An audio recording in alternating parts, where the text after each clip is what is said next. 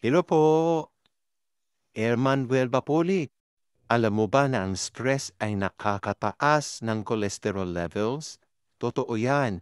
Ayon sa pag-aaral, kung mataas ang iyong stress level, mataas din ang pag-produce ng brain ng mga stress hormones kagaya ng adrenaline at cortisol.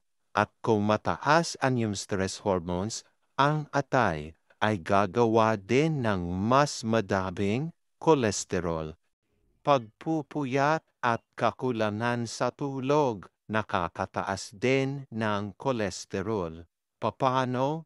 Kasi kapag puyat ka palagi, tumataas ang stress hormones kagaya ng adrenaline at cortisol. Ayon sa pag-aaral, kapag itong mga hormones na to ay napakataas, ang liver o yung atay ay gumagawa din ng mas maraming cholesterol.